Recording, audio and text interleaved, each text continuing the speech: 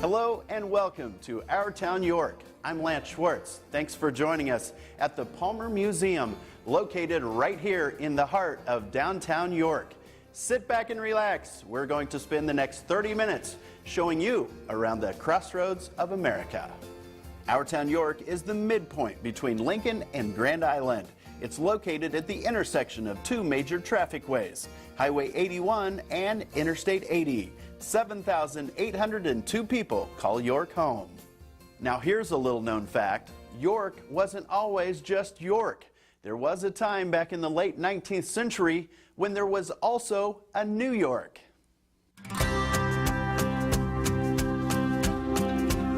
The first homesteaders in York County were Mr. and Mrs. John Anderson. Kent Bedient is the curator of the Palmer Museum. People were going out to California to find gold, and that they were going through here like hundreds, thousands of them, like right along the creek, the south end of York here. And I think that by nature, some people just decided to stay, or they ran out of money. I think there were many reasons how this all happened. York was starting to take shape in the early 1870s. You can see it was a very, very modest little settlement there for quite a few years. Kent says in the 1870s and 1880s, the usage of alcohol divided York into the wet side of town and the dry side of town. If you wanted to drink, you had to go to New York, which was the section of the town north of the railroad tracks. And the rest of the town voted to be dry. There was a very, very active and forceful temperance movement to keep York dry. That situation didn't last long. For a while anyway, New York had some saloons, but it then was eventually incorporated back. It became one town then eventually. I think they were interested in founding an upright community. Kent notes yet another interesting tidbit about Our Town York. Buddy Holly's girlfriend, Echo McGuire, attended York College in 1957, just 2 years before Buddy tragically died in a plane crash. Over the past 16 years, York has become widely known for their brightly colored water tower landmark that's located along Interstate 80. I don't think anybody had any idea that it would become such an icon, which it has. We've had suggestions of putting a revolving restaurant on the top of it. Bob Sauter with the York County Visitors Bureau says this water tower has become synonymous with Our Town York. It looks nice, it's attractive, but people remember it. There are very few other water towers around that are painted in a manner that people really remember them. This iconic symbol of York is splattered all around Bob's office. The water tower balloon image we use on everything. I'm a little shameless because I'll use it on just about anything that I certainly can. And he's not kidding. Anything from our giveaway bags, we use it on our rack cards, our postcards, my business card, magnets, pads. From Christmas tree ornaments to lapel pins, you name it, Bob has put a York balloon on it. That goes back to about 1998. After the water tower was built 15 years ago, the original plan was to paint the new South Tower the same beige and blue as the North Tower had been painted. But some citizens wanted to see a design with a little pizzazz that would make York memorable to motorists. Personally, Bob is glad the hot air balloon theme only went so far. Originally, they talked about painting a basket with people, which I'm glad they didn't do. The I-80 Exchange is not only the home of the iconic water tower, it's also where the Avenue of Flags begins in the summer. I'm the flag guy, the flag man. And I'm guessing no one loves the Stars and Stripes more than Bruce Wagner. I never get tired of handling flags. Sometimes when I'm driving the Avenue of Flags, I think, wow, I touched every one of those flags. And to this former military man, that means a lot. Those flags represent the great veterans of our nation, the women and men that have served and lost their lives. Probably at least half of these are going to have to be totally replaced. Mom can probably sew up some of them. Bruce and his brother Matt take a lot of pride in this patriotic project. This one's probably out on the highway. It's so rewarding. A lot of hard work goes into it, but when you have those people that come to you and they find you when the flags first go up and they say, I've been waiting for it all year, that's what really makes it worthwhile, to know that people truly appreciate it. Each summer from Memorial Day to Veterans Day, nearly 400 flags fly simultaneously on the south side of York. And over the years, Bruce has perfected the process. We went with a heavier duty unfurler, and we drill our own holes and cut our own lengths. These flags are going to last approximately 7 months before they're either too faded or too torn. Many of them each year will be brand new, which takes anywhere from $6,000 to $8,000 a year to keep this project flying. And over the past 16 years, Bruce has relied on the generously patriotic people of our town, York. We got bankers, refrigeration, people, just teachers, all walks of life, just step up to make this project possible. Matt is proud of his big brother for not only coming up with the idea, but also persevering through some challenging times. Bruce was willing to take it on, and he continues to see his dream go up and come down every year through the summer. I wanted to say that York is made up of good people that love this nation. I want people to realize we are the patriotic heart of America.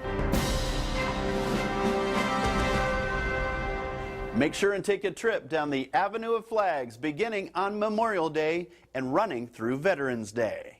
Lee Batterton has been collecting marbles for over a half-century, and they're all on display at one of just 2 marble museums in the United States.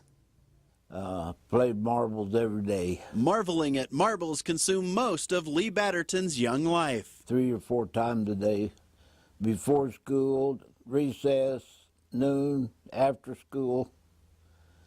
I love to play marbles.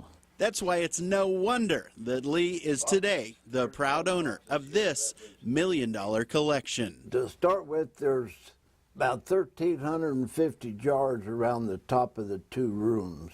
Lee has been seriously collecting marbles for more than a half-century. Well, in this row here, these are all paper mache marbles. That one in the back is the largest one in the world. Even at 80 years of age, Lee is still mesmerized by marbles. Oh yeah, I love going to marble shows. We go to 6 or 7 a year. These marbles down there on this board here are all marbles made from glass scrapings off of furnace. Some of Lee's most prized marbles were made by Christensen in the 1920s. They only lasted about 3 years, so they're real rare and hard to find.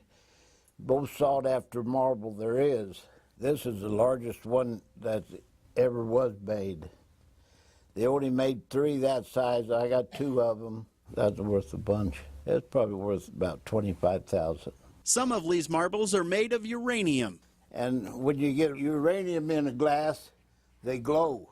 Yeah, there's uranium in them marbles. The black light's what brings it out.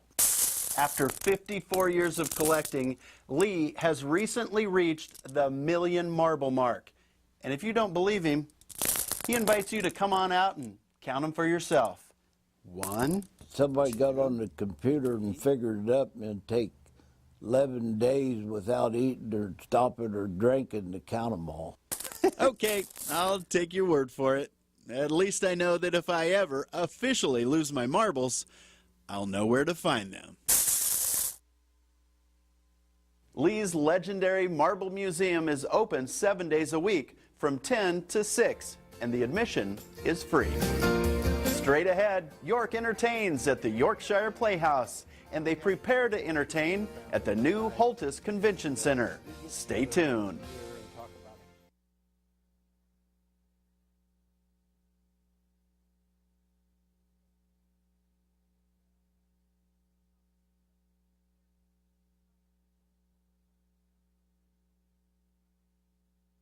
Welcome back to Our Town York and the Palmer Museum. The Yorkshire Playhouse is currently finishing up their 40th year of producing quality plays and musicals in our town, York. He was a famous drummer man from old Chicago way. He had a boogie sound that no one else could play. After 30 years of performing at a variety of venues around York, the Yorkshire Playhouse raised $300,000 10 years ago and renovated the old Hested's department store into a theater that seats 130 people. Todd Kirschenbaum is a Playhouse director. It's a great venue. We have members from 40 different communities around Nebraska that actually belong to us and come to our shows. So it's and that's a reputation of 40 years of productions of great talent, and it's very exciting. This is the Army, Mr. Brown. The Yorkshire Playhouse produces 4 main shows a year, and they average more than 4,000 patrons annually. Kelly Widger is a performer and supermarket manager who feels that the Playhouse productions are often the talk of the town. Working in the public that I do, I'm always having people come up to me, oh, well, what's the next show? Are you in the next show? What's it going to be? When is it? And so there is that energy from the public that they're interested in the next show and what we're doing. The performers are inspired by York native Fred Niblo, who has a star on the Hollywood Walk of Fame. He was at one time one of the highest sought after silent screen directors in Hollywood. He directed Greta Garbo, Rudolph Valentino. He did the original Ben-Hur, and he was very highly sought after. And the real cool thing that I love is that he is one of the 5 founding members of the Academy of Motion Pictures, the home of the Oscars. The first production of the 2014 season is a Neil Simon comedy called Fools. That production will open up in mid-February. The York Chamber of Commerce says it is virtually unheard of for a private group to build a brand new $8 million building and then give it to a city. But that is precisely what's happening at the crossroads of Interstate 80 and Highway 81.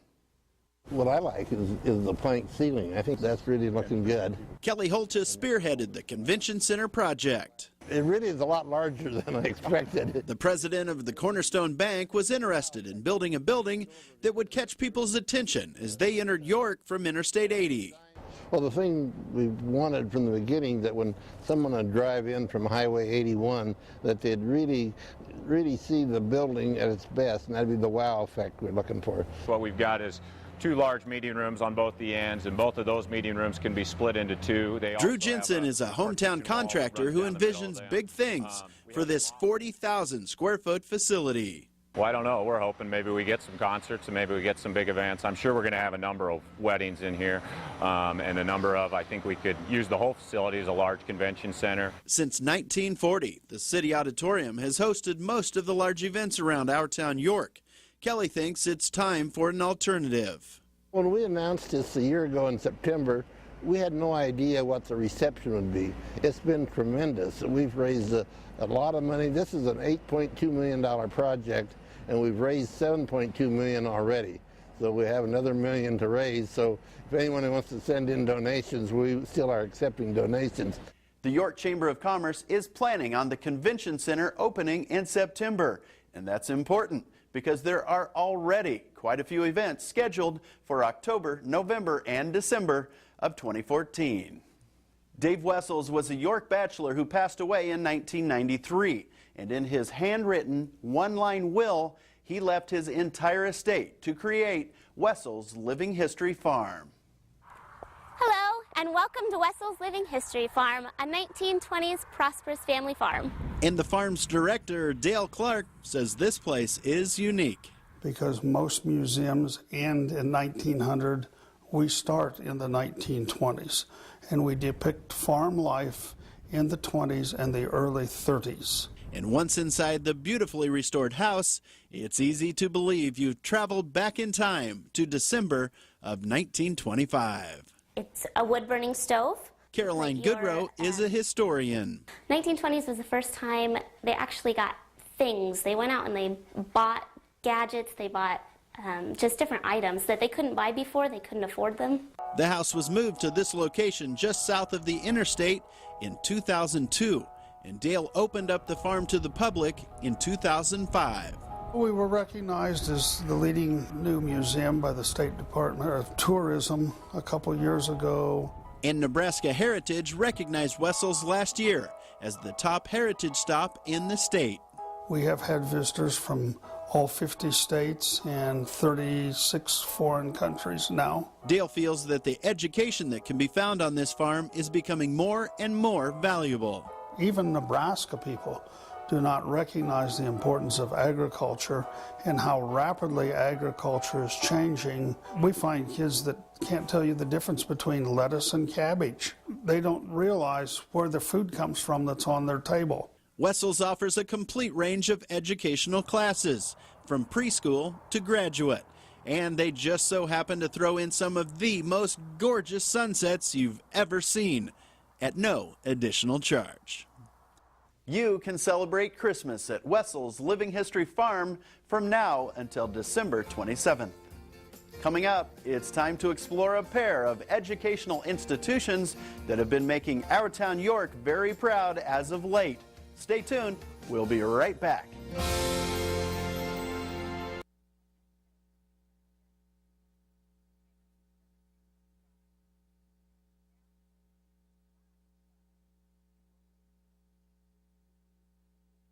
Welcome back to Our Town York. I'm Lance Schwartz. York College was formed way back in 1890, and now, on the verge of their 125th anniversary, the Panthers are still on the prowl.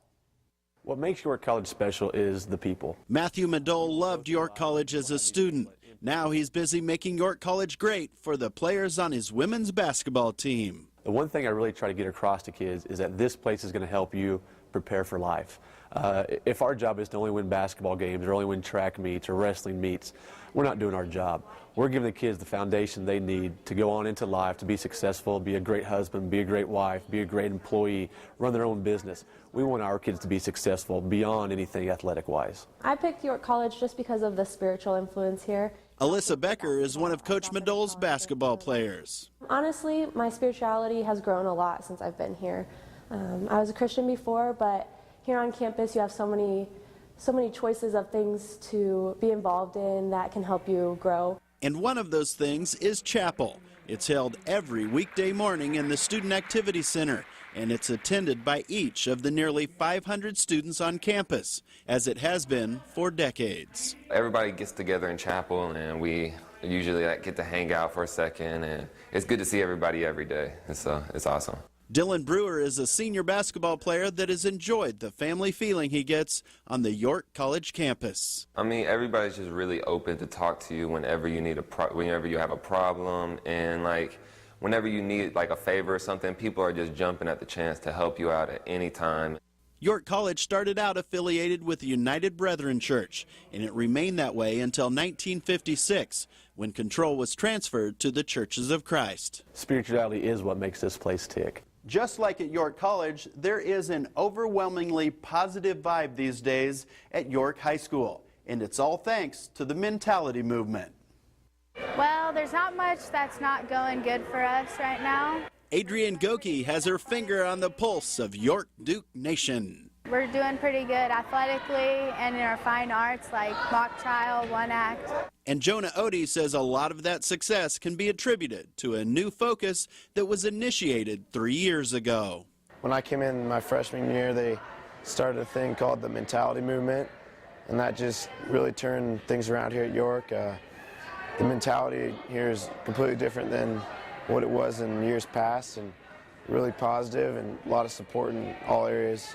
Jonah says that positive vibe has been contagious. We just tried to change the mentality to a positive mentality, get everyone supporting each other and looking towards the future to get programs back on their feet. Principal Mitch Bartholomew says Our Town York has backed the high school 100%.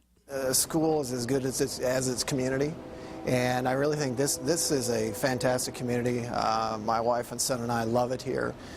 We have very supportive people, people that care about each other. Duke Power has gotten even stronger this year with a $12.5 million renovation and gymnasium addition.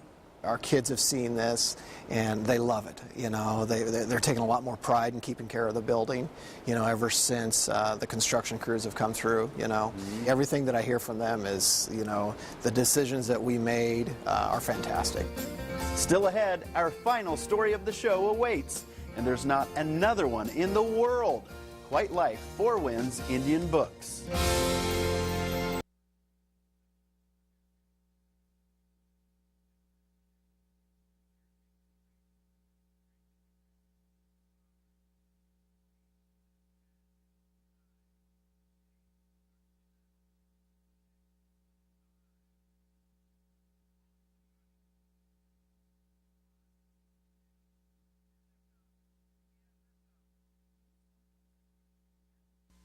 Welcome back to Our Town York. What is the best kept secret in the state of Nebraska? Well, it just might be that Our Town York is home to the largest collection of Native American Indian books in the world. Oh, and people have never been in here. They'll come in and they'll go, oh, oh. Over 2,000 titles of Native American books are kept in stock. I think the Native American children's books are exceptionally illustrated. Lois Klingsporn is the owner of Four Winds Indian Books. This book was one of a series from Smithsonian of 4 books written by Native Americans. And this one is particularly interesting because it was written before the Twin Towers came down. Lois spent many years reading to grade schoolers. Every night when the stars came out, Coyote waited until the beautiful star came near the observation deck. Lois's dad worked as an Indian missionary. My dad started in '86 when he was 80 for a little something to do when he retired. And by '92, it was more than he wanted to do because he'd have found a niche that nobody was in. Lois took over Four Winds in 1993, and since her main clients are mainly schools and libraries throughout the United States and Canada, many educational books for teachers of Indian children are offered. Although the store is primarily a mail-order business, the doors are always open to anyone lucky enough to discover this jewel in downtown York. It's been fun. Well, that'll do it for our memorable journey around Our Town York. For everyone at 1011 News, I'm Lance Schwartz. So long, everybody.